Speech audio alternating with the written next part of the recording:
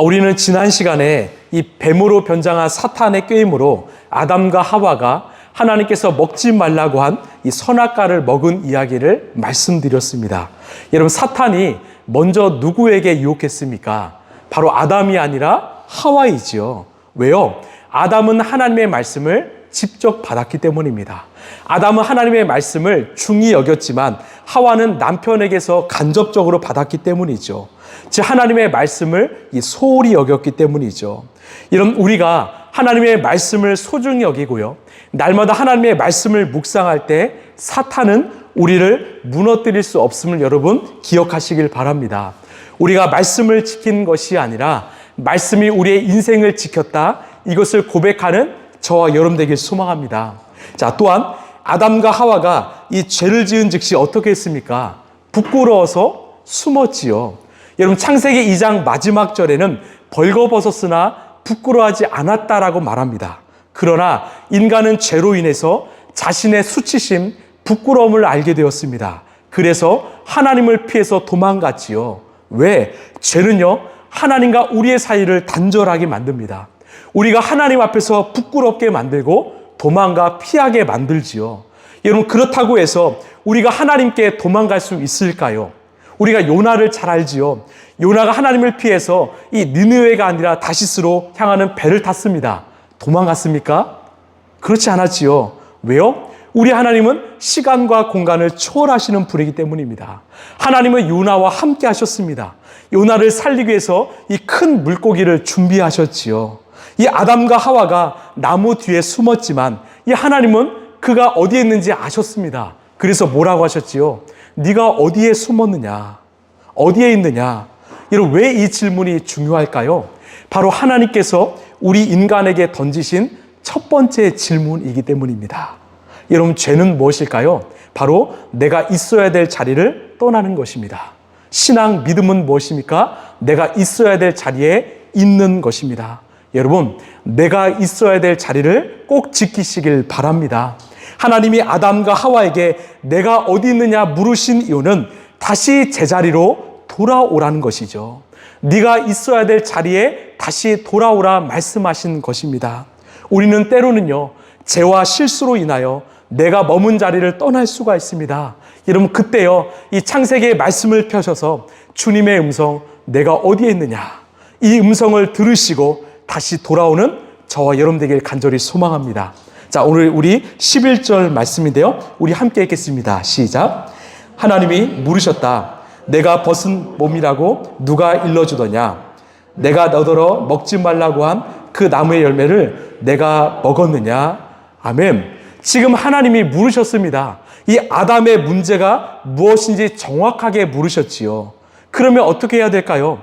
자기의 문제를 깨닫고 바른 답을 해야 되지 않을까? 그러나 죄를 지은 인간은요, 이 핑계를 대기에 급급합니다. 먼저 아담의 핑계가 나오죠. 우리 12절입니다. 시작. 그 남자는 핑계를 대었다.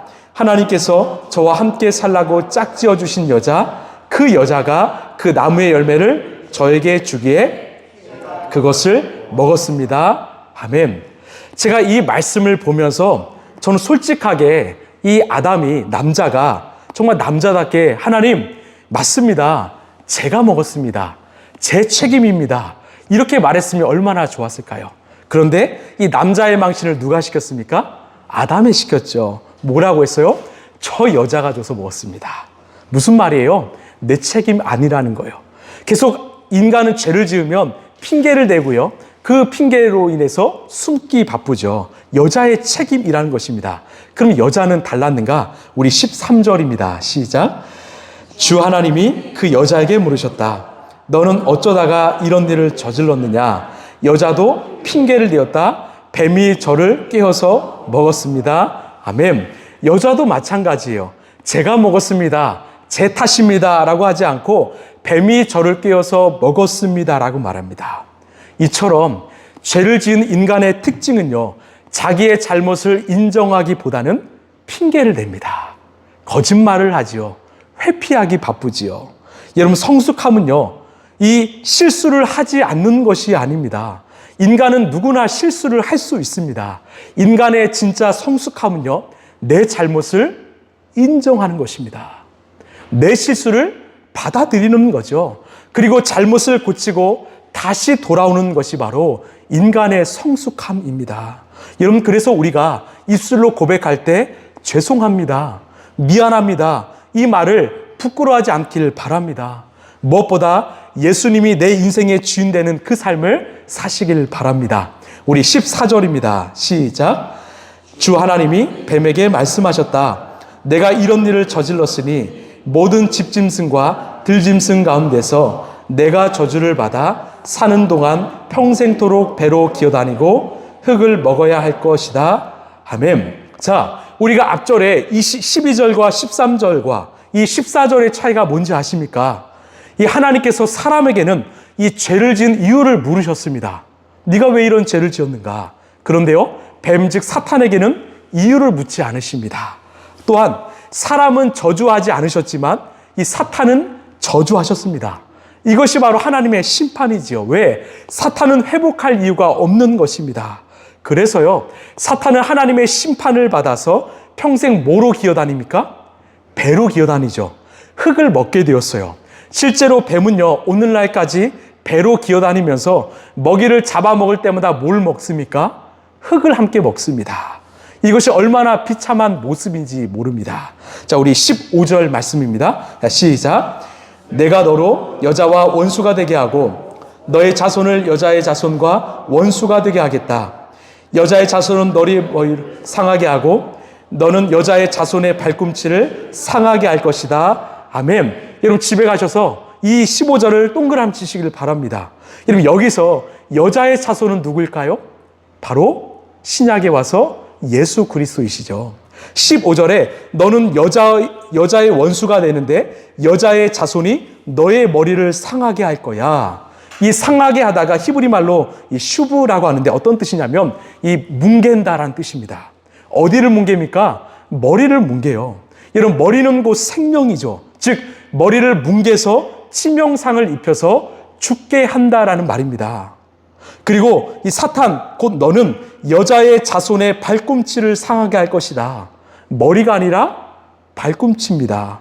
즉 치명적으로 상하게 하지 못한다라는 말이죠. 아프게는 할 수 있지만 죽이지는 못한다라는 것입니다. 우리는 이 창세기 3장 15절을 이 원시복음이라고 합니다. 왜요?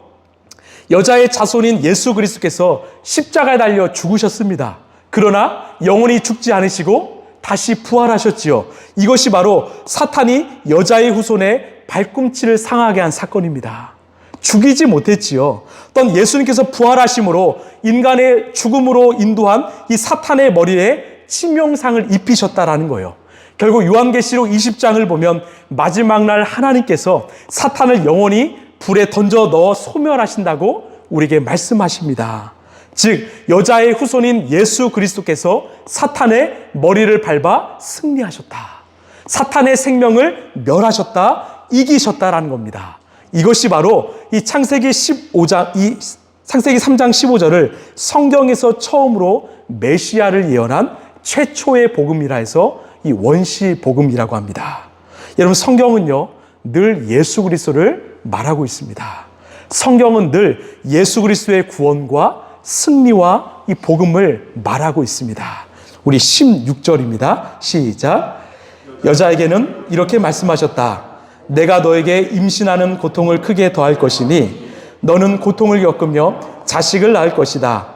내가 남편을 지배하려고 해도 남편이 너를 다스릴 것이다. 아멘. 자, 앞절에서는요 하나님께서 뱀을 저주하셨지만 여자는 저주하지 않으셨지요. 대신 그 죄의 고통을 치르게 하셨습니다. 그래서 질문 하나 할까요? 왜 하나님께서는 당신의 사랑하는 자녀에게 이 벌을 주실까요? 징계를 내리실까요? 이거를 히브리서 기자가 이렇게 답하는데요. 우리 히브리서 12장 6절 8절입니다. 시작. 주님께서는 사랑하시는 사람을 징계하시고 받아들이시는 이들마다 채찍하신다.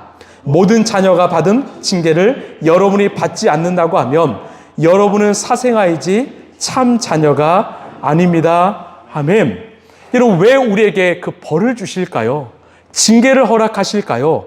그 징계를 통해서 우리의 잘못을 확실히 고쳐서 바르게 살길 바라시는 바로 하나님 아버지의 마음이라는 거죠. 히브리 기자는요, 우리가 징계를 받지 않으면 하나님의 자녀, 또한 사랑받는 자녀가 아니라고 말합니다. 여러분, 우리도 마찬가지 아닙니까? 왜 부모가 자녀를 혼냅니까? 바로 사랑 때문이죠. 자녀가 잘못된 것을 고쳐서 바른 길을 가길 원하는 그 부모의 마음, 사랑 때문이지요. 이런 부모가 자녀를 사랑하지 않는다면요, 오히려 무관심합니다. 신경 쓰지 않습니다. 그리고 포기하고 맙니다. 그러나 참된 부모는 포기하지 않습니다. 마음은 아프지만, 마음은 속상하지만 자녀가 바른 길을 갈 수 있도록 훈계하고 벌을 내린다라는 것이죠. 그래서 하나님께서는 당신의 말씀을 어겼던 그 여자를 저주하지 않으시고 징계하셨다고 이 말씀은 말합니다. 여러분, 그 징계가 무엇입니까? 16절을 보시면 내가 너에게 임신하는 고통을 크게 더할 것이니 너는 고통을 겪으며 자식을 낳을 것이다. 즉 임신하는 고통과 이 해산하는 고통이죠. 제가 그 고통을 알까요, 모를까요? 저는 모르죠.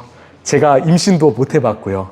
저는 임신과 해산을 해보지 않았기 때문에 잘 모르지만 이 아내 곁에서 이 그 모습을 보았습니다. 10개월 동안 얼마나 힘들어하는지, 또한 출산의 시간에서 이 곁에서 참아 볼 수 없는 그 고통을 겪고 있는 것을 저는 간접적으로나마 보았습니다.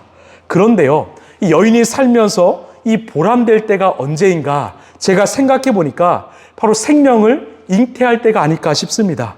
결국 이 임신과 출산의 고통은요, 하나님의 징계인 동시에 하나님의 복이라는 것입니다. 여자는 생명을 잉태할 때 생명의 가치를 알 수 있지요. 아이를 잉태하고 출산하고 양육하면서 이 생명의 소중함도 알 수 있습니다. 그 생명이 잘 자라서 바른 성인이 된다. 여러분, 그것보다 이 여인에게 보람된 일은 어디 있을까?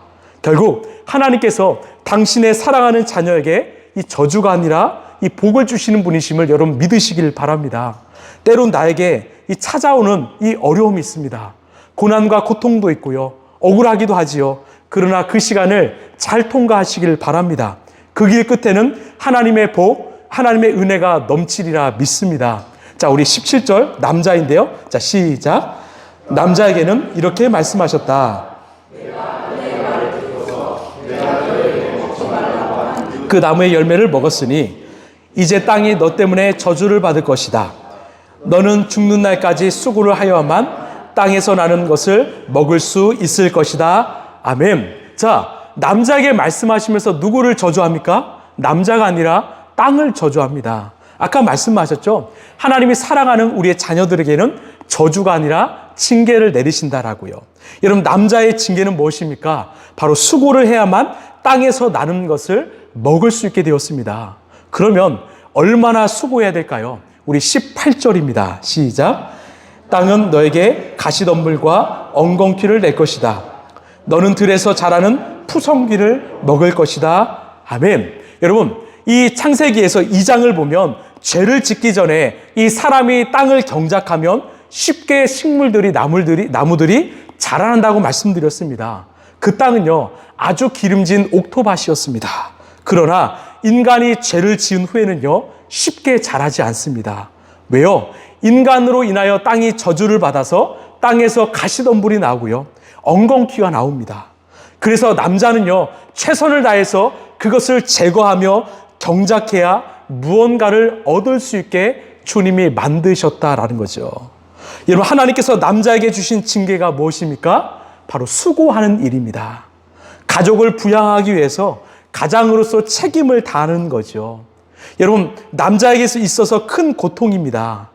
때로는요, 이 가족이 없었다면 아마 이 직장인들은요, 직장을 때로는 때려치고 싶을 겁니다. 자존심이 상해요. 하루에도 몇 번씩 사직서를 썼다가 지웠다가도 할 것이죠. 그런데 가족 때문에 격리되는 거죠. 그런데요, 이 남자의 보람이 뭘까요? 사랑하는 내 가족이, 내 식구가 내 어깨에 달려 있다는 거예요. 내가 가족을 책임지는 거, 나의 수고를 통해서 내 아내와 사랑하는 자녀가 잘 자라는 거, 이 자녀가 바른 성인이 되는 거, 여러분, 그것만큼 큰 보람이 어디 있을까 싶습니다. 이것이 바로 하나님이 남자에게 주신 사명임을 여러분 깨달을 때 우리는 결코 헛되이 인생을 사용하지 않을 수 있다는 것입니다. 그래야 내 가정을 잘 지킬 수 있다는 거죠. 결국 여자와 남자에게 주신 징계는요, 하나님의 저주가 아니라 축복임을 오늘 우리는 알 수 있습니다. 자, 우리 19절 말씀입니다. 시작. 너는 흙에서 나왔으니 흙으로 돌아갈 것이다. 그때까지 너는 얼굴에 땀을 흘려야 나다를 먹을 수 있을 것이다. 너는 흙이니 흙으로 돌아갈 것이다. 아멘. 우리가 잘 아는 말씀이죠. 이런 인간이 흙으로 와서 흙으로 간다. 어떤 말입니까? 바로 우리의 육신 껍데기는요, 죽는다라는 것입니다. 왜 인간은 죽을까요? 바로 죄의 값이기 때문이죠.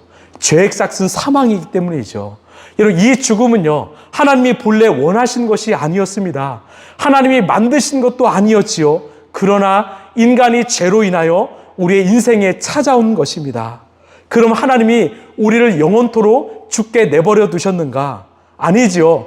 우리 인간을 살리기 위하여 바로 영원히 살 길, 생명의 길을 마련하셨다라는 것입니다. 여러분, 그 길이 무엇일까요? 바로 예수 그리스도이십니다. 이 예수 그리스도를 무엇으로 보여주셨는가? 우리 마지막 21절입니다. 시작. 주 하나님이 가죽옷을 만드셔서 아담과 그의 아내에게 입혀주셨다. 아멘. 여러분, 지금 아담과 하와는요, 무엇을 입고 있습니까? 본래는 이 무화과나무 이파리를 만들어 이 치마를 입고 있지요. 자기들이 만든 옷입니다. 여러분, 이 무화과나무 잎은요, 시간이 지나면 어떻게 됩니까? 썩습니다. 시듭니다. 이것이 인간의 삶입니다. 인간은요, 썩을 수밖에 없는 존재. 인간은 우리의 자신을 구원할 수 없는 연약한 존재라는 거죠. 그래서 하나님을 사랑하는 자녀에게 가죽 옷을 입히셨습니다. 왜 가죽 옷일까요? 이런 가죽 옷을 만들기 위해서는 누가 죽어야 합니까? 바로 짐승이 죽어야 되지요. 짐승을 제물로 잡아야 하지요. 여러분, 이 짐승, 이 가죽 옷은 무엇을 상징합니까? 우리 인간의 죄를 대신하여 제물이 되신 예수님을 상징합니다. 우리의 수치, 부끄러움을 가리기 위해서, 죽음을 이기기 위해서, 생명을 주시기 위해서 우리 예수님께서 우리를 위해 화목제물이 되어주셨다라는 것입니다. 바로 이 옷은요, 예수 그리스도이십니다. 이 옷은 영원히 썩지 않을 것입니다. 이 옷은 우리의 더러운 죄를 사하는 능력이 있습니다. 이 옷은 우리를 영원히 살게 하는 생명이 있습니다. 그래서 사도 바울이 이렇게 고백합니다. 우리 갈라디아서 3장 27절입니다. 시작. 여러분은 모두 세례를 받아 그리스도와 하나가 되고 그리스도를 옷으로 입은 사람들이기 때문입니다. 다시요. 여러분은 모두 세례를 받아 그리스도와 하나가 되고 그리스도를 옷으로 입은 사람들이기 때문입니다. 즉, 예수님을 영접하고요, 세례를 받은 사람은요, 예수님과 하나가 된다고 말합니다. 왜? 그 사람은 예수님을 옷으로 입었기 때문이죠. 즉, 하나님께서 우리 인간에게 만들어주신 그 가죽 옷을 입었기 때문입니다. 이런 우리가 믿는 하나님은요, 이런 분이세요. 죄로 인하여 죽을 수밖에 없는 우리를 내버려 두지 않으시고 끝까지 책임져 주신 분이심을 여러분 믿으시길 바랍니다. 우리 주님은 언제나 우리가 살 길을 마련하는 주님이심을 믿으시길 바랍니다. 말씀을 마무리하겠습니다. 이런 하나님은 우리를 저주하지 않으시고요, 징계를 내리셨습니다. 여러분, 그 징계는요, 바로 주님의 사랑이지요. 주님의 복이지요.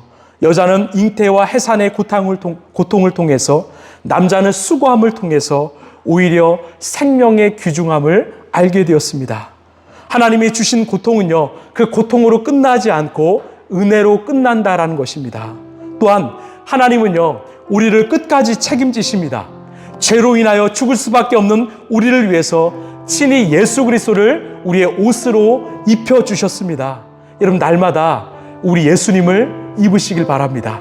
날마다 우리 구원 되시는 예수님을 입으시길 바랍니다. 여러분, 우리 인생이 망가질 것 같습니까? 무너질 것 같습니까? 아닙니다. 예수님이 계시기 때문에 우리는 다시 회복될 수 있습니다. 예수님이 계시기 때문에 우리는 무너진 우리의 인생을 다시 세울 수 있습니다. 여러분, 그 예수님을 믿으시길 바랍니다. 그 예수님을 끝까지 붙잡으시길 바랍니다. 그 예수님께서 우리의 인생을 영원토록 책임져 주실 것입니다.